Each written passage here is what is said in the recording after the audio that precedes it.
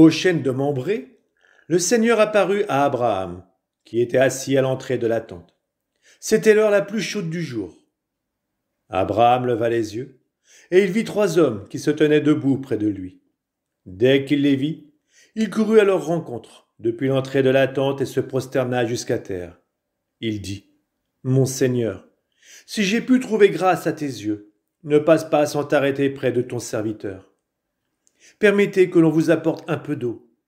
Vous vous laverez les pieds, et vous vous étendrez sous cet arbre. Je vais chercher de quoi manger, et vous reprendrez des forces avant d'aller plus loin, puisque vous êtes passé près de votre serviteur. » Ils répondirent, « Fais comme tu l'as dit. » Abraham se hâta d'aller trouver Sarah dans sa tente, et il dit, « Prends vite 3 grandes mesures de fleur de farine, pétris la pâte et fais des galettes. » Puis Abraham courut au troupeau, il prit un veau gras et tendre, et le donna à un serviteur qui se hâta de le préparer. Il prit du fromage blanc, du lait, le veau que l'on avait apprêté, et les déposa devant eux. Ils se tenaient debout près d'eux, sous l'arbre pendant qu'ils mangeaient. Ils lui demandèrent, « Où est Sarah, ta femme ?» Il répondit, « Elle est à l'intérieur de la tente. » Le voyageur reprit, « Je reviendrai chez toi au temps fixé pour la naissance. Et à ce moment-là, Sarah, ta femme, aura un fils. » Or Sarah écoutait par derrière à l'entrée de la tente. Abraham et Sarah étaient très avancés en âge, et Sarah avait cessé d'avoir ce qui arrive aux femmes. Elle se mit à rire en elle-même. Elle se disait, « J'ai pourtant passé l'âge du plaisir, et mon Seigneur est un vieillard. » Le Seigneur Dieu dit à Abraham, « Pourquoi Sarah a-t-elle ri ?» En disant, « Est-ce que vraiment j'aurai un enfant, vieille comme je suis ?» Y a-t-il une merveille que le Seigneur ne puisse accomplir ? Au moment où je reviendrai chez toi, au temps fixé pour la naissance, Sarah aura un fils. Sarah mentit en disant, « Je n'ai pas ri », car elle avait peur. Mais le Seigneur répliqua, « Si tu as ri. » Les hommes se levèrent pour partir et regardèrent du côté de Sodome. Abraham marchait avec eux pour les reconduire. Le Seigneur s'était dit, « Est-ce que je vais cacher à Abraham ce que je veux faire ? Car Abraham doit devenir une nation grande et puissante, et toutes les nations de la terre doivent être bénies en lui. En effet, je l'ai choisi pour qu'il ordonne à ses fils et à sa descendance de garder le chemin du Seigneur, en pratiquant la justice et le droit.